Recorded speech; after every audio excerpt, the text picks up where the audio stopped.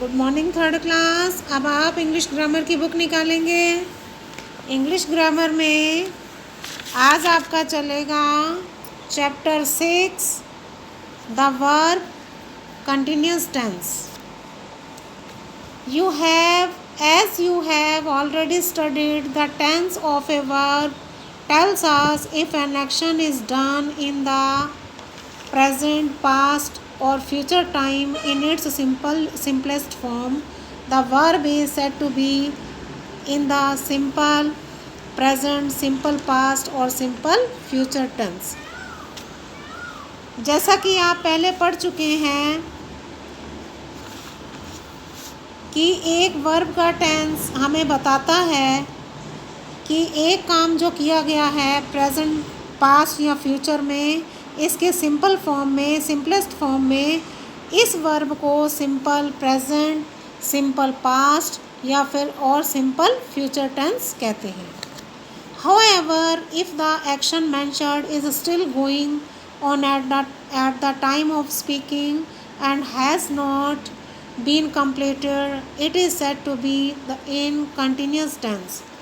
अगर काम करने के समय पर, अगर काम कहने के समय पर, बोलने के समय पर अभी हो रहा है, काम कंप्लीट नहीं हुआ है, it is said to be continuous tense. इसको continuous tense कहते हैं। If the action is continuing now, it is said to be in present continuous tense. अगर काम अभी हो रहा है तो इसको क्या कहेंगे? Present continuous tense. Example, it is happening now, ये अभी हो रहा है। If the action is continuing at some past time, it is said to be past continuous tense. अगर काम थोड़ी देर पास्ट में हुआ है, कुछ पास्ट में यानी कि हो चुका है, और उसको कहेंगे पास्ट कंटिन्यूस टेंस। जैसे कि इट वॉज हैपनिंग देन, यह तब हुआ था। If the action will be continuing in the future, it is said to be future continuous tense.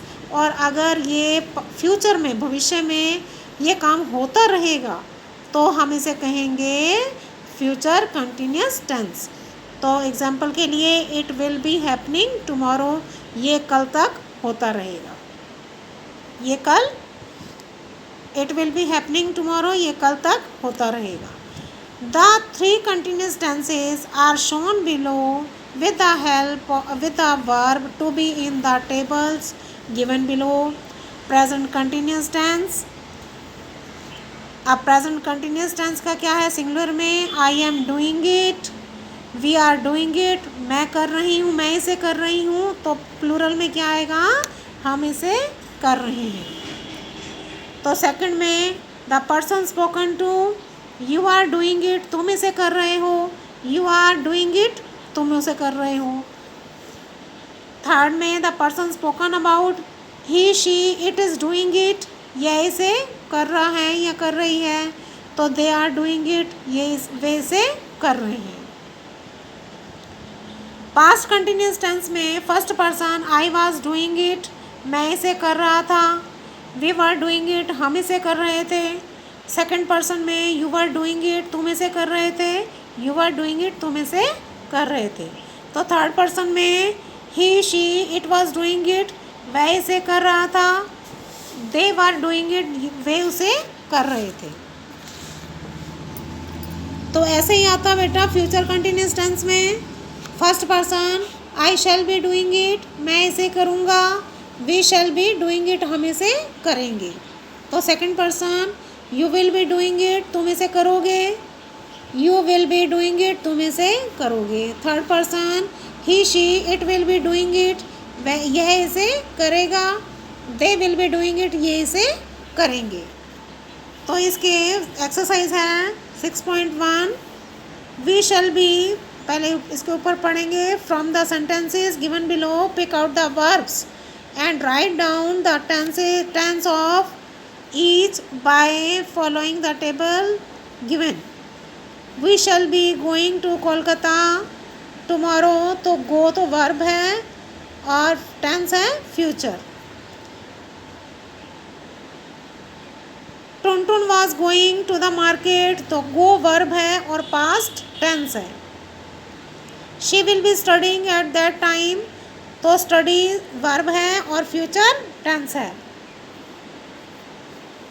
They were playing in the field, play verb है और past tense है।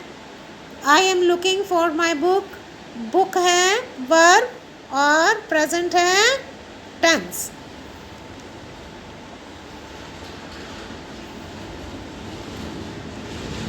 Time is flying by at every moment, fly क्या है verb है और present tense है। The labourer are building a wall, build क्या है वर्ब और प्रेजेंट टेंस है।